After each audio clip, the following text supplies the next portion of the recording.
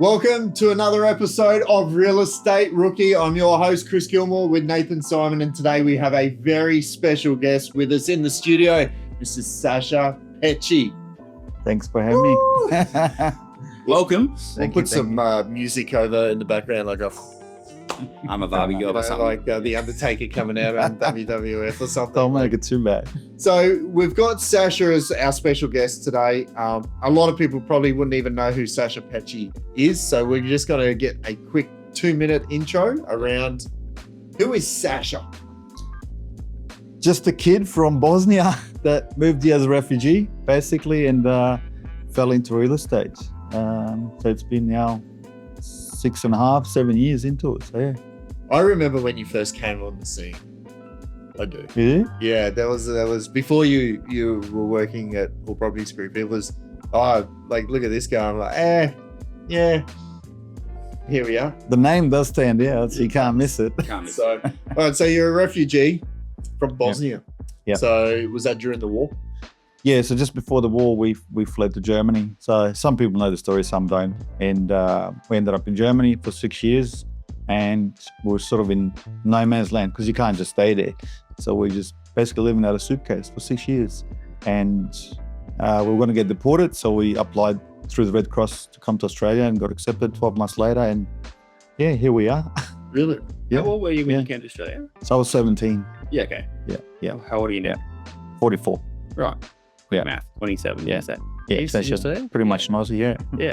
Nice. That was me maths. Can I just say? Yeah, it was pretty good. Mate, someone in your earpiece is telling I was you like, mate, that was 27. That was So pretty good. Yeah. That was pretty good. So 44, 7 years in the state, you say? Or 6 Yeah. or 7-ish? Yeah, this is the 7th year.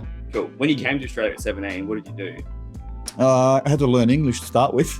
So I finished school in Germany, so I had to learn German. So year 9 over there is when you finish the school there. So when you come to Australia, you got to do year 10, 11 and 12. Okay. So I was 17 in year 10 year 9. and I dropped out after year 10 and then did TAFE. You could do the HSC in 9 months, doing year 11 and 12.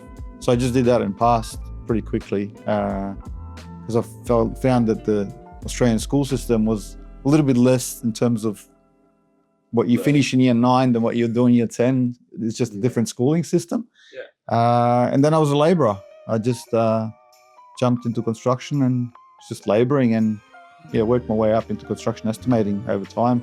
But I just hated it so much. 10 years took me to realise how much I hated it. So what made you, like, I think we've all had those moments, like, what made you, like, to get into real estate? Like, when I was growing up, I wanted to be a Formula 1 race car driver. Like, it was, then I realised, one, talent's not there and the money's not there and you got to be very lucky. Yeah. And here we are as a real estate business owner. Like, how does Sasa Peci fall into just, did you have a knack for sales or people or houses, or was it the money? No, it was more like when I was 21, I bought my first investment property when I was living with my parents. The reason I did that, when we moved to Australia, it wasn't common for people just to buy and sell real estate in Europe. It's just, you just rent for life. It's just normal. But one of the neighbors actually bought a unit and 2 years later sold it when we were in Sydney. And I'm like, he just made like $100,000. How did you make $100,000? So I was intrigued by it. So when I turned 21, we moved to Queensland. I'm like, I'm going to buy an investment property. So I bought one, and then I've transacted many times buying and selling real estate. And I've used so many different agents, never used them the same one again because they're just transactional. So I knew straight away what not to do, what to do when I joined real estate. But for a long time, I kept saying to Marija, my wife, I'm going to do real estate. This is ridiculous. There's no customer service. It was just, and that's how over time I've actually. So many people get into the industry. Hey, they're like, I had a really bad experience. I'm like, if that's what you class as great, like it's not going to be really hard. And I felt like I was always scrolling, where's the next deal where if you could potentially buy. I just couldn't borrow, but I always wanted to do something. So I was always on realestate.com.au, and Marija kept saying, you should do real estate. It's like you're constantly listening to podcasts, you're trying to learn about wealth creation and stuff like that. So eventually I just, I grew the balls and dropped everything, and then it's like, I'm going to have a go at this. So I've got a question. How many homes do you reckon you've transacted up till now? Just give me the number. 14. 14. Yeah. Okay. Nice. Bought and sold personally. Yeah. Cool. Do you hold any? Yeah. Yeah. We've got 5. Yeah, cool. So, Brilliant. So, So- look at you go. no, it's been good. You made some mistake. I've lost money at some of them. Like it's just, one of those things where, because our jobs were never stable. I was always in construction. Sometimes the economy would boom and you've got like 2 years worth of work and then you've got nothing. And there was times where we just couldn't afford mortgage. So I know what it's like to be under financial stress. I've experienced it where you have to sell. So all these experiences, I think when I joined real estate, I was a bit more mature. I know the finance side of it. I know the investment game on it. So it helped me, I think, jump in and What's been your best investment? the cheapest one, the entry level. Believe it or not, a Beanley unit. You brought a Beanley unit how long ago? About 11 years ago. No, it would have been Do you 3. still hold it? Yeah. You still got it. Yeah. Okay. So did you pay under 100K? Yeah. No, See, sorry. I It know was, that. no, so it was just over, yeah. Just like 110, 120, maybe back then, 11 years it would have been. Yeah. Wow. So you're probably 6-7x that one. Yeah. Actually, no, I'm wrong. It's wrong. Sorry. Meadowbrook. I've got one in Meadowbrook that doubled, which is a house on the golf course. So that one actually, in terms of money, like the value of the money, is probably Capital growth. Capital growth. Yeah. Yeah. Can we jump back? There's two things you were talking about before that I kind of want to unpack that I think be really important. Because one thing is Marija, your wife. I think you'll just be married. I don't know. Oh. 2000, Get the earpiece, mate. It's coming through, it's coming through. 2012. Don't know. What's that? Okay, so 14 years. 14 this year. years, but Yeah. we've been together for 20, close to 20 years. Brilliant. And Yeah. did from day one real estate, was she with you in real estate or? 100%. So she was the one that pushed me, actually. Sort of, without support, you can't do it. It's impossible. Yeah. Sorry. I think you just answered a phone call on your watch. There you I go. know. Live phone call, man. We got some real I'm trying training to- here on real estate We left- rookie. we left the How to phone hang up on on a client, Sasha. The phones are out the studio, so still comes through on your watch. So from day one, you've been a husband-wife team, yeah? Aaron, can we cut this? I don't know. No, don't cut this. This is great. This is a live call. Can you not hang up on your wife? No, I don't know. I think I did. Sorry, mate. We're just doing a podcast. Can I call you back? Thank you. Hey, while I got you, do you want to buy every... How did you answer that? I don't know. I was just trying to put it on silent, but Yeah. I must have answered. Oh, there's your scripts and dialogues training real estate rookie people. What- So What just happened is not what we should do. No, definitely not. That's all right. Sorry, I missed So your keep, question. keep going. So Maria joined you from day one in real estate. No. No? Okay. So I was probably 2 years into it. Cool. And I don't know, in my second year, we hit like 85 sales and I was just doing 90 hours a week. And the previous office, we're just, 85 sales. yeah. Let that just sink in. Yeah. And you did. So just sort of hit the ground running and the office kept pushing me, you need to get a PA, blah, blah. And I just didn't know anything else. I was just in a bubble. Which office Like, was this? that was LJ Hooker. Those hookers? Yeah. So I decided, like, I felt like, the best fit is Marija. Like, she supports me her whole life, and she didn't enjoy her career in construction. She's been since she left school. So, so I made her quit her job, and she joined as a PA. And We're the lucky ones that get to see her every single day and then understand what you live with. yeah, But it's fine. that's right. It's crazy. You got it. She's All right, well, I was going to unpack a whole other part, but what you just said is probably the most important part of the whole conversation. Is in the second year in real estate at LJ Hooker was where you started, wasn't it? Yeah. yes, Yeah, correct. 85 deals, which is absolutely mental. From day one, then, what did you do to get traction? Like, what got you genuinely from there to there in 2 Yeah. years? So I got a small pocket of area to service in Yarrabilla, what we call FMA areas of probably like 300 homes. Now that section wasn't transacting yet. It just started because it was maybe 2 years old. So people have just built. So we had no data, didn't know really what to do except for listening to the podcast that I learned. So if you can't ring him, you got to go door knock. So I came up with this script of, hey, you know what it cost you to build this house? Would you not want to know what it's worth now in today's market to see if you've overcapitalized or if there's any equity in the market, in the property for you to maybe borrow against it, to buy investment properties, whatever it might be. So that worked a treat. So I was coming back every day with like 6, 7 desktop appraisals. Yeah. Without knowing that that's not normal. I thought, I'd come in the office. That's and normal. I thought it's just what you do, you come into real estate and That's you a come back. month You go out, agents. you knock like 5 streets and you've got 6 appraisals, and then you go and learn the market and try and make sure you give them the right information and then stay in touch with them. So, and happened to get a few listings out of it straight on and then leverage off it because I was inviting the neighbours to come to the open homes and because I had so much time in. Just so people understand your market, it's a long way out from Brisbane CBD, Yarraville, where it's in the sticks. It's a brand new development. Yeah. It's probably going to be one of the largest developments of probably land space in southeast Queensland. Yeah. It's very isolated. So you got to know how to sell the development before you sell the house, like or the home. Yeah. So it's a little bit different. You can't just put it online and then hope for the best, fingers crossed that you're going to sell it. Yes. Every time I get something outside the area. Median price back then would have been like 400K, roughly. That was about 360, yeah. 360, yeah. 360. I remember the signs when Yarraville got first, and it was like brand new home and land from $223,000, and we're like, this is going to be the ghetto. Yeah. So a lot of people say you got lucky, you got in the real estate at the right time. They don't understand that for the first 12 months, we'd put a property on the market and it'd sell for 360, and the owner paid home and land package and paid 450 interest only loan. Yeah. So you had to learn how to obviously negotiate with the bank to release them out of the mortgage to be able to settle the property, and it would take 6 months to sell a house. Wow. I had 37 listings at one stage. Try and deal with that when it's not selling. yeah. That's the most amazing part. I'm assuming then you didn't go through the usual methods. You weren't an associate or anything like that, were you? I was supposed to be an associate, but because I think the office saw as soon as I started prospecting that, I don't know, I was capable of it by door knocking and actually getting a listing. So within 6 to 8 weeks, I think they put me in the office and said, we're going to put you on like a retainer as a real estate agent. And then within 4 months after that, I went into the office, and obviously there's a bigger split. So I just asked to go commission only because I said I'm not going to stuff around. There's no point for me doing retainer because I was never behind the retainer from day one. Practice company.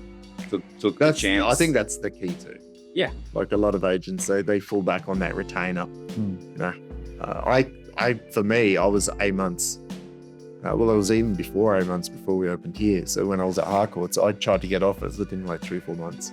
Yeah, I don't think it's just getting the return. It's like a safety net, but it's not your money anyway. So I'm like, what's the point?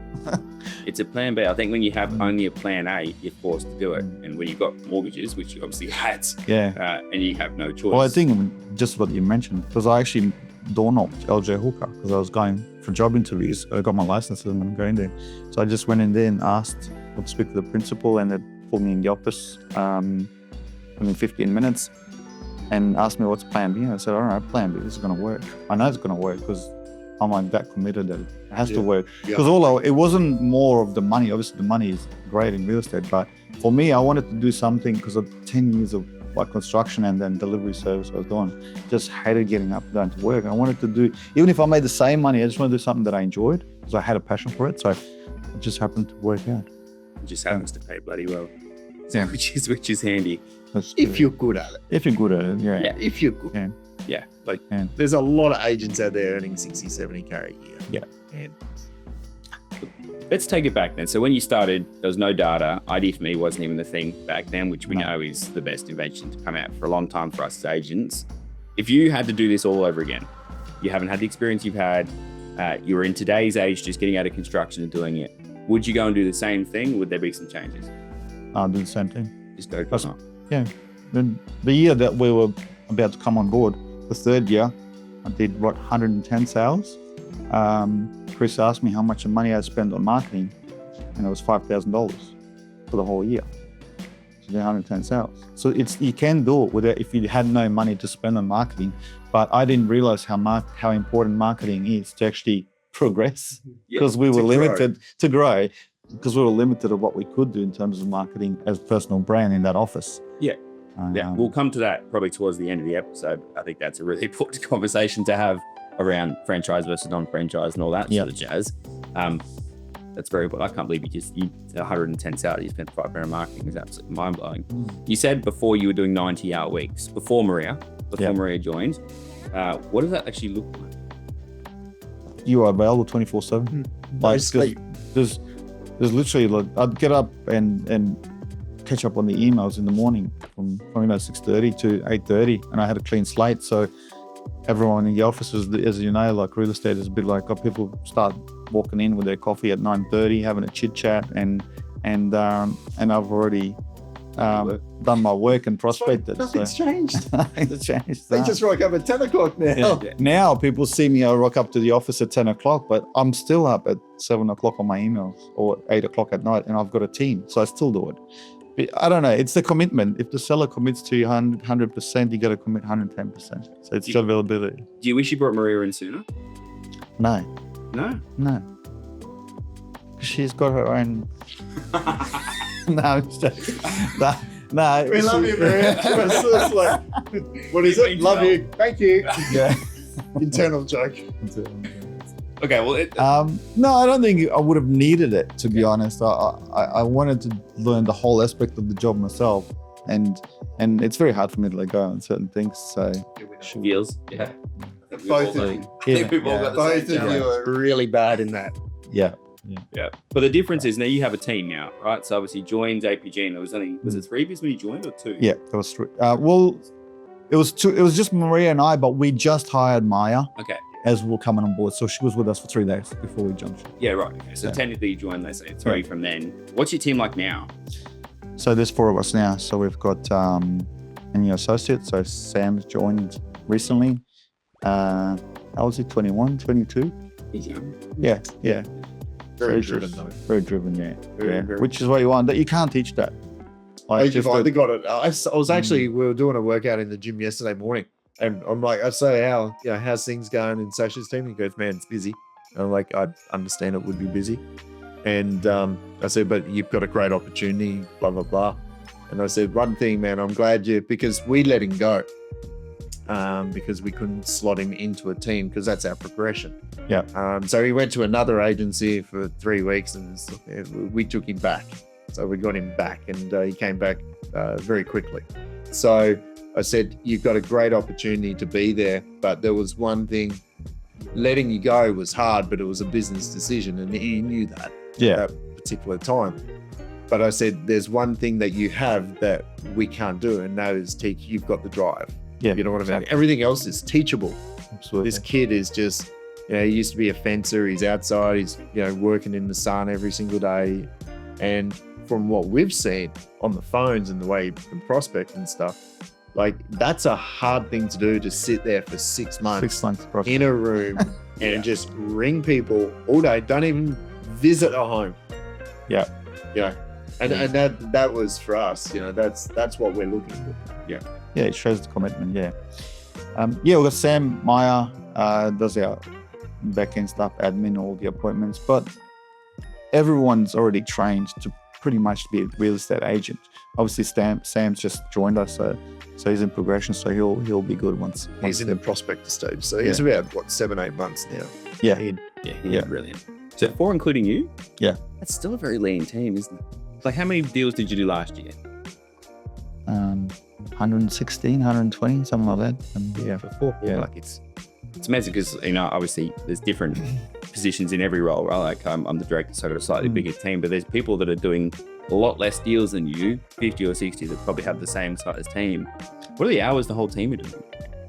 Like, are you a little bit more available these days than what you were before? Like, Yeah, absolutely. So the team does basically, Maya's always your first one in the office, so she's got that certain She's here at 7 ability. Yeah. She's great. So she's the first one in the office, and she usually finishes at 4 o'clock, but we do have that flexibility if she's got to finish a bit early or something like that, because the commitment that they provide is, they've got families. That's right. So you got to have that flexibility as well.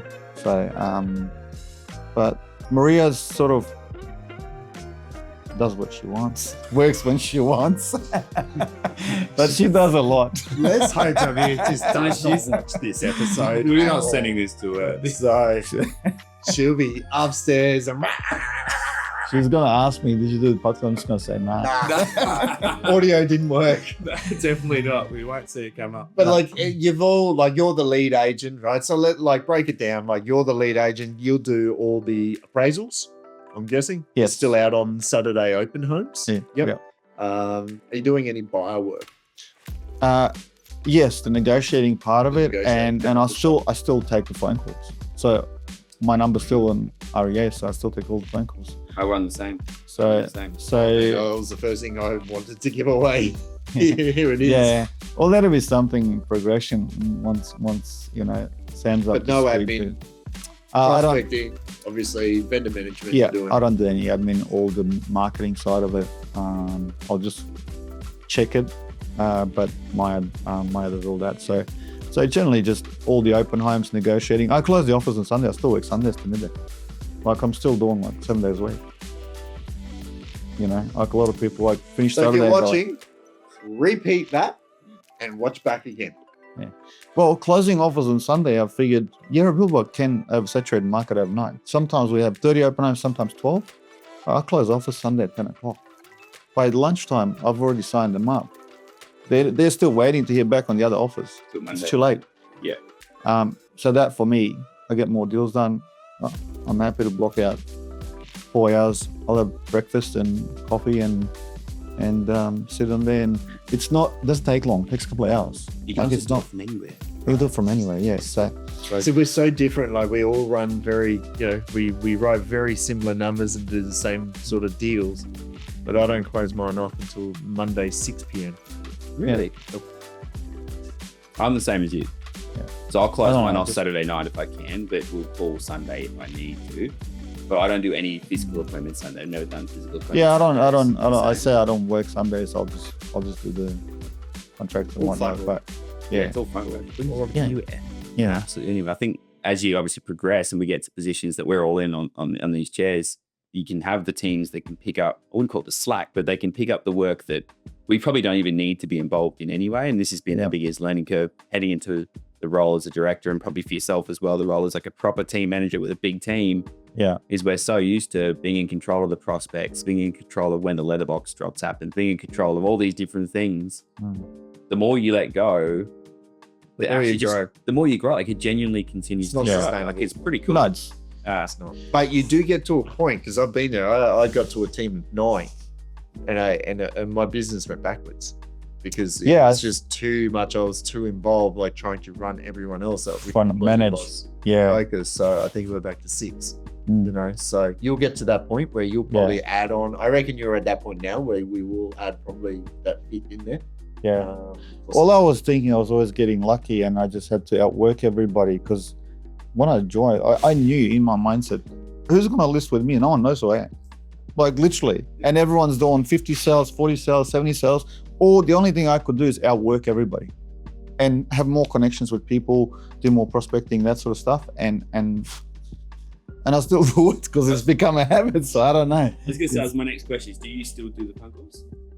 Yeah. I still prospect, but it's warm data now because a lot of people know me. But it's always I guess people get surprised when I call the owners and they know me in the area. They're like, oh, Sasha, it's actually you calling. Yeah. So it helps as well to get that listing. This I is guess. all in between table tennis.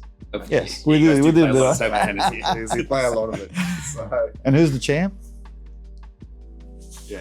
It's quiet now. We're Yeah, we're leaving gave the it watch to you. phone call, but we're taking that out. So, Can I ask, and this is actually not the question I was going to ask, but I've forgotten the question I had.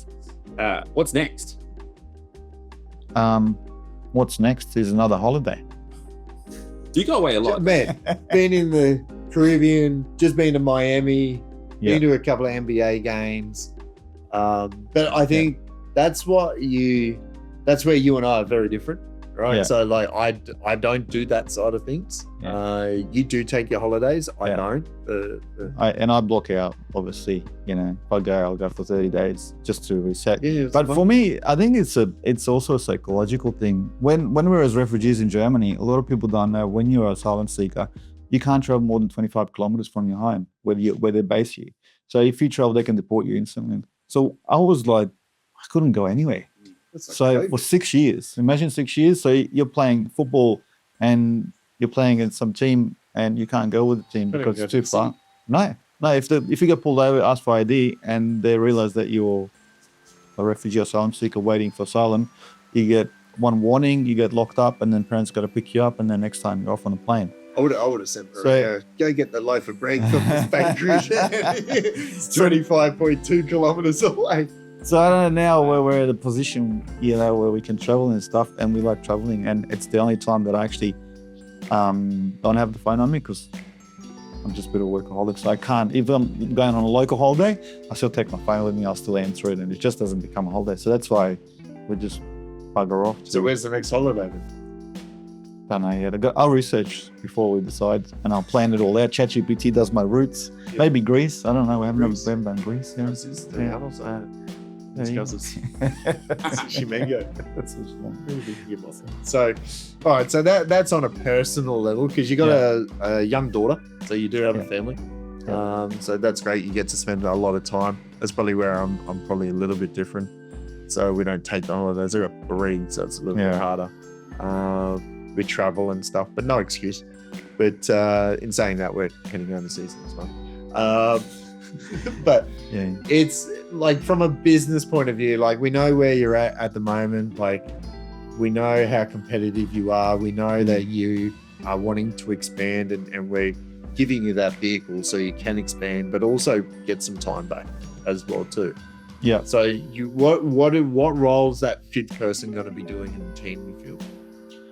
Well, it just depends how Sam progresses, I guess, into his buyer manager role and becoming a sales agent. If he wants to become one, then it'll be someone probably to replace him in that entry level role. But look, I enjoy what I do. It doesn't feel like a job. It doesn't feel like that's something that's I can't be bothered going to an open home. I get excited. I make it fun. I go out there and meet people. It's enjoyable. Like some people, it's not. Yeah. And I don't know. I think just expanding further outside of Yarrabilla, growing the team would be good because we are isolated. Every time I get a listing, a property to sell outside the area, we had Meadowbrook, and I'm not accustomed to have 35 buyers through and 158 bids on a property. I'm like, is this what people do? Like, is this because I got to work on every deal? I got to work on every deal in Yarrabilla. People don't understand. You've sold in Yarrabilla. It's not as straightforward. Oh no, Ollie, that's it. So it's but yeah. So hopefully expand a little bit. But sure. Can I touch on, because I know Nathan's probably going to touch on this. Like, so you started. We've all been somewhere. You were Ray White. I was Harcourts. You were Bookers. So we've done the 3 big franchise sort of probably companies. Yeah. That are around. Who was it? Like, how did we end up here? Because was it Valley? Really? Was it like, where did that actually come from? Because I think you rang me once. Yeah, I rang you when I wanted to join real estate. Yeah. And you said to me, "No, sorry, I'd only hire experienced agents." Yeah. So you're not doing what you're doing now with the recruiting and stuff. So it was just experience. So I'm like, all right, well, bugger off then. So, but I met Veli. I did a Zoom with Lisa. She was an REB judge, and he saw me online somehow, and I don't know, reached out to me, or it was regarding one property that he had a client and whatnot, and then he kept saying, "Oh, you should go work for Chris, blah blah blah." And I'm like, I don't need to go anywhere. I'm happy where I am. I was doing the numbers, and it was going fine, but when we hit a stage where we're dominating the market, especially myself and Marija, I basically got pulled in the office, and I got told that they're worried how much traction I'm getting in the market, that the business is going to suffer. So they want to change it. I didn't understand. I was like, why would I want to move? Like, I'm happy, everyone's making money, I'm getting most of the clients, with dominating the market by far. So the idea came, because you've done what you're capable of doing in your billboard, they wanted to expand into Homeview. And so we'll give you Homeview and you start fresh. I'm like, no, I'm not doing that. I've just worked my butt off for 3 years to get to where I am. Yeah, I didn't know this. Yeah. So that's what happened. And then I refused, and then the outcome was 5 new agents started in the office, and everyone got spread out across Yarrabilla. But because I still had the market share, it did not affect me in that sense. Where it came to my head is when I got a phone call from three owners saying, "Sasha, what's happened with the market in Yarrabilla? We've just seen the last 3 sales as the market dropped," panicking. So I've looked at the sales, and it was new agents that came in that probably didn't know the market, or maybe the circumstance it undersold. So that's when I realized now it's my reputation that's on the line, because they put hooker under, obviously, because when you're advertising, your name barely shows up. So, but because we did so many sales, everyone saw it. Hooker thought it was me now. Yeah. So that's when I realized, and I said to Mel, we have to do something. So, and then we had a chat, and then we agreed to get exclusive the suburb, which means I can keep the reputation. And if I undersell, it's on me. Yeah, completely the But- opposite of what was being told. Yeah. Like, okay, you're dominant in an area, so we're going to take you out of that area and go start fresh down there, so we can give this to all the 5 newbies. Well, it was just that the newbies would have had a lower split, so they'd assume. Correct. This is the choice the franchise models, right? Is that the brand becomes the brand, not the agent. Yeah. So the assumption would have simply been we can slot 5 people in there at way lower commission cuts. They'll still get the same traction because it'll come in, and the higher paid one yourself will go build it ready for the next. Yeah. It's just Which so is- small-minded. Oh. Which is very bizarre. It is. No, Don't- each their own. Oh yeah, That's what we'll Don't get me wrong. I'm like really happy for the opportunity they gave me, and I've learned a lot. But at the same time, it just wrong. It got approached the wrong way, and it wasn't right to do. So, Yeah. and then I had no choice but to leave, basically. And there's probably a lot of agents that come to a stage where they're at a level, and that's why you sometimes don't see those big franchises holding on to elite agents, because there's just that limit of how much you get. And we couldn't advertise. I couldn't brand myself. I couldn't do letterbox drops. All that sort of stuff. You can't grow. it's always fun. I always say, because obviously I'm in recruitment phase, people join our business, and that's a rising tide rises all ships, right? It's the highest performer in your office is you. How are you going to grow? Who's going to take you there, and who's going to teach you? Which was always the reason why I joined All Properties Group back then. I was like, well, Chris back today, everyone knows the story, but I was like, well, how do I can't join where I was. Like at Ray White back in the day, the highest performer, looking back now, was the son of the principal, who I think was writing half of me. So I was like, no matter what, you would cap at that. So you're in an office and you're the number 1 writer, and you've got to somehow teach yourself to go from 0 to 85 deals, which is sensational on its own. As a number 1, how do you get from 85 to more with no one to guide you there? Can I ask, obviously it was never on your mind to switch from what it sounded like until something triggered it, right? Yeah. From the moment it triggered it, and we know you ended up at All Properties Group, this isn't for us to advertise our brand, but it just happens that you have switched to us in the end. What led you down that path? Like, was it that we reached out, or was it that you just came to mind? Like, genuine question. Oh, well, I spoke, obviously, once the word got out, you know, that we're looking at moving, a lot of people reached out. I didn't understand the industry that well. So it's like, I'm just getting phone calls now from everywhere. John McGrath, I had a meeting with John McGrath. They were looking at opening a franchise for us, Ray White, you name it, Emma from NGU. But I felt like I don't want to run a business. I just enjoy sales. I don't know why you need to complicate it and have to set up your own business and whatnot. It's a lot of it. We feel you, man. Yeah. I'd rather be sitting there. Yeah, you're busy as it is, and I never had really that ambition to run a business. I don't know, I just didn't feel like I needed to, because making enough money, and I want to have a little bit of that balance and going on holidays and whatever. So as much as all the other stuff was appealing, I just felt like with All Properties Group that it was a local company, a lot of high performing agents here, and you can learn from each other. And obviously with Chris, and like to be in the same training session, what you share is second to none, you know. Like John McGrath has done his thing over 30 years, but he's not going to be sitting there in the sales training every Tuesday and sharing what works, what doesn't work. And as the market changes, right, there's always some new stuff that comes out. So I felt like that was a lot better fit for us. And what's changed since you joined?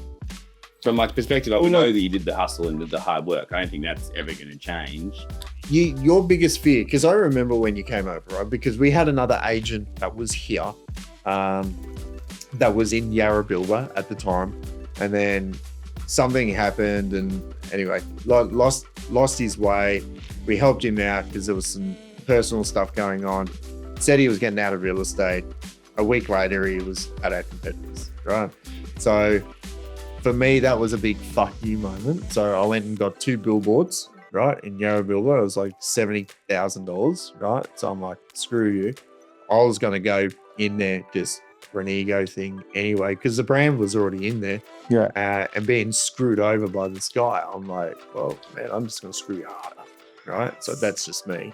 And then we had this opportunity, and we're like, oh man, the whole area is yours. But that's how we still do it today. Like that's how we've built each agent's business is you get your own exclusive area that's yours, because what's the point of me being in there just cross-contamination, I call it, with the marketing. Like, is it Chris, was it Sasha? And so it was like, man, and I still remember, I'm staying in here until you join us, remember? So like, because you'd be me, you're like, like, and I'd probably only do like 12 deals in there, but it was just enough to annoy him. Like, I was like that little brother just poking him in the side saying, dude, I'm still here. Like, I can lift it if I want to, whatever, but I was never. Yeah, it was. But the marketing stands out. Like, even as a competitor, we'd see the marketing. I'm like, oh, man, this is just too bus good. stops. Took all the bus stops. I took like 15 bus stops. 15 bus stops in the billboard. And I'm like, what the hell's this guy want? Like, seriously, like, just piss off. Like, you've got your, whatever you're doing over there. So, so you always starting to get a bit of traction in there. Like, the marketing did work. But at the same time, I'm like, oh, your bus stops, what do you need the bus stops for? They're not going to work. Like, I didn't know how important it is, So until I actually joined and saw how the team, everything is like streamlined in the office, from letterbox drops to acquiring bus stops and billboards and all that sort of stuff. So now the difference, what I do now is, obviously we saturate the market. I've got the bus stops. You've got the billboard. I've got the billboard. Bus stops now. Letterbox drop, socials. So we do have a lot of exposure, which you need to do. So, which means now, I don't think I've done a cold prospect in quite a long time, probably a year and a half. So that probably leads to the question that I had in my mind before, and I forgot. Do you think you've reached that level of attraction where sellers are predominantly calling you, or is it still a lot of outbound at the moment?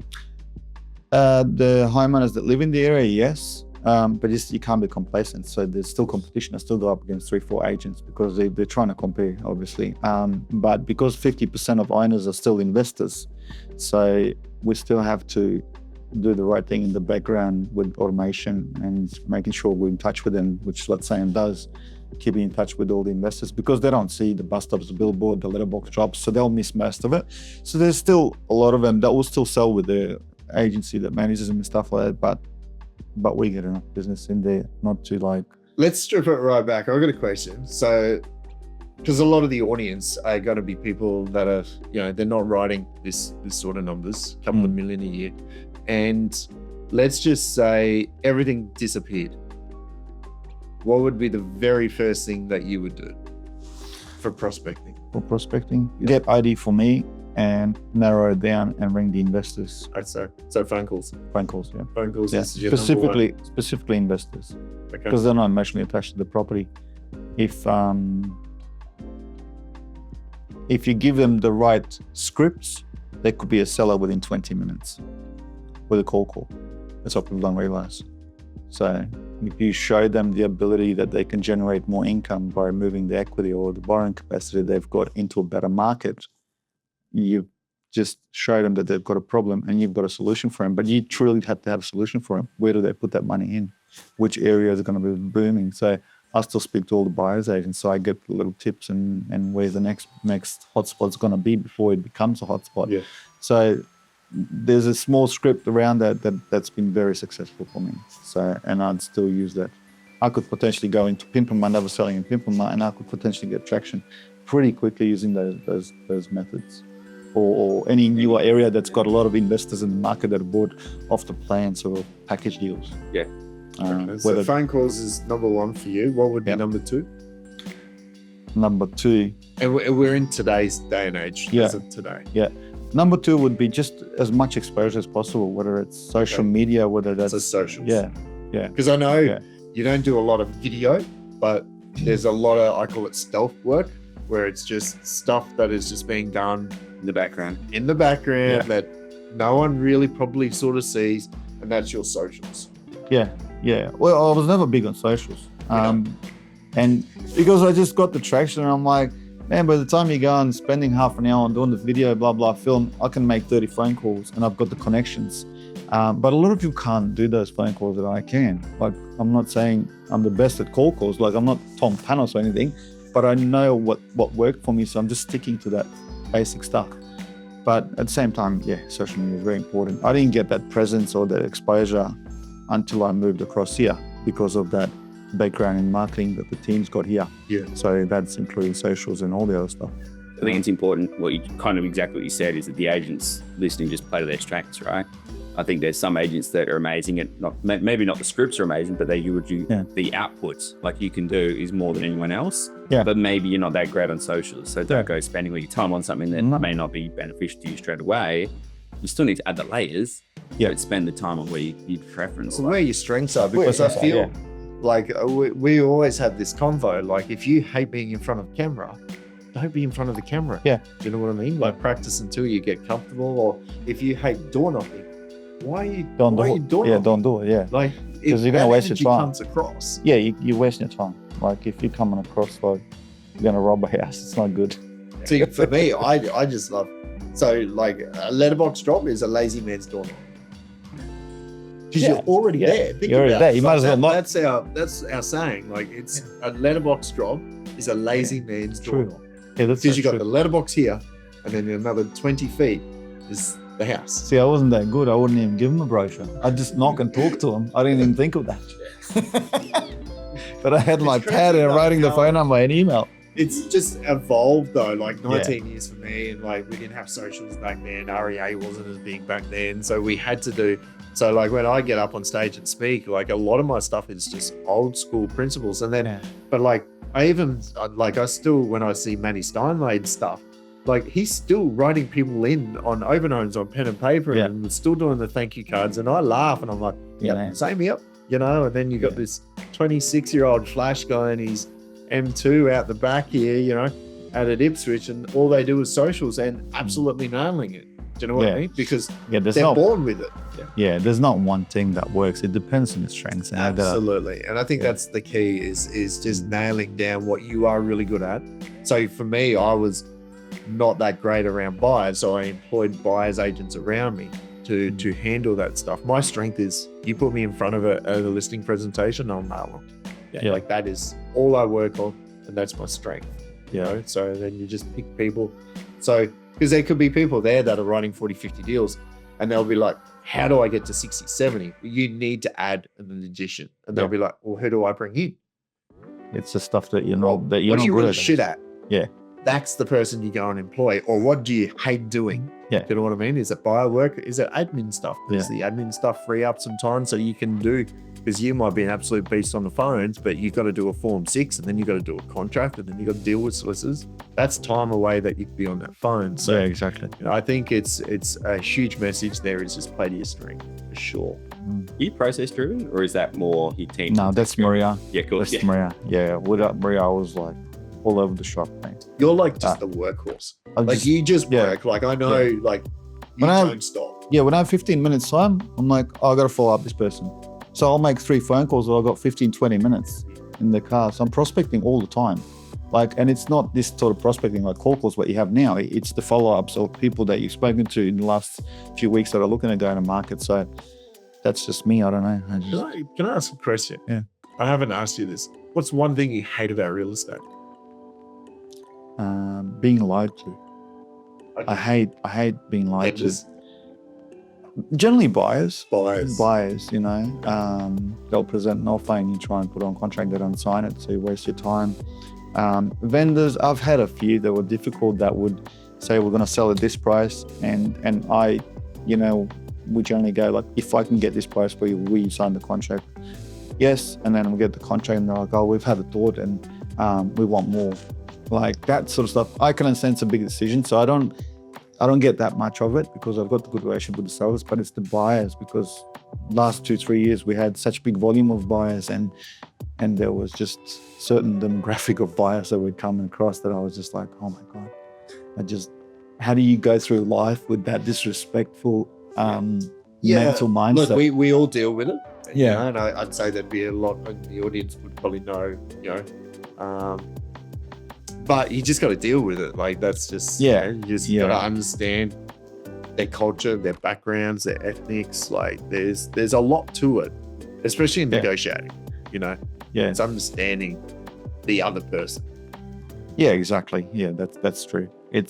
I think the only thing I've learned is not to put everyone in the same basket from certain demographic, because every person is different. So you don't judge anyone thinking, oh, there's another person that's like that. I've got a feeling that I'm not gonna proceed or whatever it might be. But that's the only thing that I don't like about it, is that everything else is, I don't know. What about the industry itself? The industry itself, I hate that sometimes the biggest liar gets the job, and then you see it pop up online, and they know, they're not going to get that price. They've been quoted and they don't, but they'll still get the job. Where I always say, if the owner's expectation is there, I'd rather give you a call 6 months down the track than take your marketing funds, put it online and hope for the best, and then tell you the market changed 3 weeks later. I won't do it. Purely affects reputation, and I don't care if I miss out on some of the business, but I know I've got that clear mindset that I've done the right that's thing. That's also why you're in this position as well too, because you were very clear. You drew a line in the sand.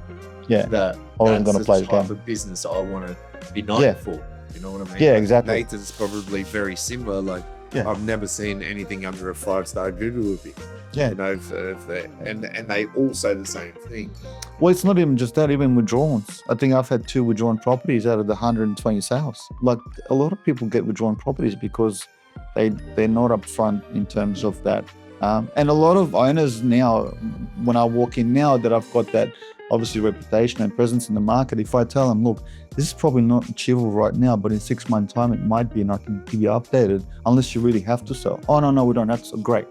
So I won't push for the business, and they'll call me 6 months later and we'll listen. You'll always get it back. We'll get it back. Yeah. So 9 times out of 10, you'll always get it back. What you hate is that one person. That comes in. Yeah, and that's fine. You probably don't want to work with that client anyways, So that's You just got to give people, the pricing thing is such a big discussion in our industry. It's the biggest gripe, I think, of every real estate agent. You buy the right thing. You can never get it right. But like, I listed one yesterday, and I said, I think, yield between 1.3 and 1.4. 1.4 would be a push, I think. And he said, other agents are telling me well over 1.4. And I said, well, I can tell you the truth and try for above, and we can have a conversation if we don't get there. Or I can tell you a lie, win your business, and have the conversation I'm having now, 2 months down the track when you're pissed at me. Like, what's the best? And I signed it up.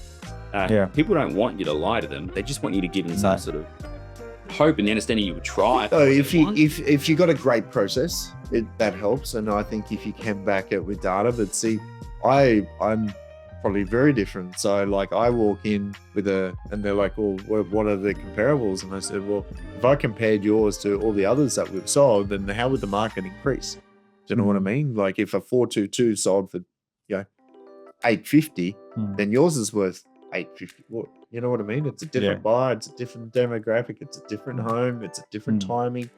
You do have a lot of unique homes on acreage property, especially what you sell with Yarra Bilbo. Yarra's easy, man. It's you do that at phone. I mean, what street you in? Yeah. What is it? 422. Yeah, 422 on a 400 lot. Yeah. 950. Yeah.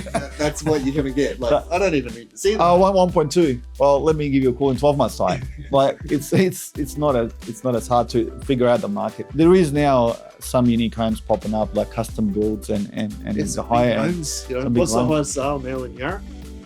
1.28 is the highest. We've just done 3 at 1.1, and for me, that's, considering from what we've come, like 3. You say that's so cheap, man. That's like, for where it is and the blocks and the infrastructure that's currently out there. No one's ever called me and said, I love the lifestyle in Yarra Bilbo, I love the restaurants, I want to move there because it's got so much going. So it's coming. I look at Pimpama where I sell, and back when I was Logan Shores. Pimpama. Back when I first started in real estate, Ray White, we couldn't sell there. It was the same as Yarra Bilbo, where there was nothing there. It was a brand new development, 3 to 6 months to sell houses. No one wanted to be there. And you look at it now, and the average price for a 4-bedder on a pretty crappy street is nearly 1.1 million. Yarra Bilbo's next. I actually tell it will be. Absolutely. Like, Yarra Bilbo is, I'm not saying it's a wrong area to buy in. I just think it does lack infrastructure. You're close to the highway 5 minutes. There's one way in and out. That's an issue for some people there. But it's got great potential. There's a lot of stuff that's going to be happening in that area, especially that corridor, Jabumba as well. So it will all eventually connect when we're all retired. 100%. It's all coming eventually. Exactly, bro. Yeah. All right. I'm kind of out of questions. Yeah. What? Yeah. I've got no questions for you guys. Well, we can't really We'll play prepare. ping pong later anyway, and we chat. Oh, we didn't ask this. Yeah. So, No. all right, let's finish off. New agent, 1 year in the game. What's 3 pieces of advice or takeaways you could leave? If you're joining industry, make sure you've got the support at home. If you don't have the support or they're 50-50, I would say don't do it because it's not going to work. That's number one. Something's not going to work. It's either going to be the marriage or the job. Yeah, absolutely. True? 100%. 100%. Yeah. Still married? Still married? Yeah. Still married. Yeah. That's number one. Number two, it's not easy. A lot of people think they're going to jump in and they'll just start listing properties. It's a big grind. And number three, if you don't have the right mindset to be rejected, it's a roller coaster. I say that all the time. For me, I'm very driven. I've played sport all my life. So for me, I saw it as a sport and competition and leaderboard, always to change. Like when I started, I was only looking at LJ Hooker agents because I didn't know anyone else when we'd go to these awards. There was Trina Wilson doing 70 sales. Yeah. And my first year, I kept saying to Marija, I just want to catch her. Yeah. So I had a target. So for me, it was a target. I didn't understand how to set up my own target. So I just wanted to catch someone on like, because you can see on REA. So who's now got one. you're the target. You know I'm- that. I do. For a lot of agents Yeah, out there. it's fine. So, And I'm up for the challenge, like, because it's something that drives me. I don't know. I don't see it as like when you miss out on a property. I just feel like every seller deserves the agents they choose. Like, and in my opinion, I believe I'm the best in the market, Did and I tell you truly that? believe You that. stole that from me, I'm pretty sure. No, I don't know what I just Yeah, said. I'm pretty sure I've you never heard did. him say it. Yeah. I'm going to give you that one. No. Oh, really? I've never heard you say Hey, I the owner deserves the agent they chose, man. I always yeah. say that. But I truly believe I'm the best in Yarrabilba. The And stats show that. yeah. Yeah. And you know, and if someone feels like they connected with someone better that can do the job, great. I don't really go home and get upset about it. I just We've been thinking about doing it, right. So like we walked away from one yesterday, right? So they had the agents out, been in and out, blah blah blah, sent the paperwork, came back from the lawyers saying no, we want open listing. And I rang them straight away and I said, look, like I don't do open listings. Like why is your lawyer like advised you to do? Oh, we've got a family friend. And I'm like, man, if your family friend comes and buys it, I'll just step away. Anyway, I hadn't come through, blah blah blah. They rang and they said, look, we're really pissed with you, Chris, because you rang him. You didn't ring me to discuss this. And I'm like, okay, right. I don't think we're probably going to get along. So just walk away, like, done. Yeah. See ya. Like, you're not my vibe, man. yeah, Like, it's got to be mutual relationship. It's a business transaction. You can't. there's 2 of you. I'm Yeah. going to ring one of you. Yeah, And I liked him, you know. Yeah. I just rang him and just said, It I don't do happens. opens, blah, blah, blah. And she's on the blower. And I'm like, yeah, we're not that suited. Hey, like, No. No. good luck, Yeah. good luck, you know. So pick and choose, Yeah. I feel. We're the professionals, right? You don't, like I just turned away a listing recently and he said, I'm going to get 4 agents all signed on open listings. You're all going to bring your buyers. At the end of the week, all the buyers are going to have a fight about it. And based on that, then I'll choose an agent to market home. And I said, I'm sorry, I'm not the agent for you. Like, I think you're doing yourself a disservice and you're doing the industry a disservice. And any agent that gets involved is likely underskilled and won't bring you anything good. I'm not going to get involved. Is he on? Yeah. I was Yeah. like, it doesn't make sense, right? I don't think that it's going to have any benefits. Why would I put myself in that position to get involved in what will end up being just a fight to the bottom commissions and the quickest deal? Yeah. Get it? But going back to the question you asked, the one more thing that when you're 1 year into real estate, that a lot of agents forget to do is what I noticed is they try and prospect, but they lose track of what the market's doing. You have to be the expert in the market. You need to know the sale in the street. You need to know what sold last week. I was 24/7 on real estate, looking at listings and how many days it's been sitting on the market. what sold, for what did it sell, what was that, like you got to know inside out that. You got to know the streets in your area. Like if you don't know the streets in your area and know what sold, how are you going to come across someone, even if you get in the doors? Yeah. If you give them some stats, they'll be like, oh, this guy knows what he's talking about. That's number one, because everyone's just focusing on doing the clinics when they do prospect. See, the biggest thing, and I think it was Lee Woodward training that taught me this, was the house never moves. People do.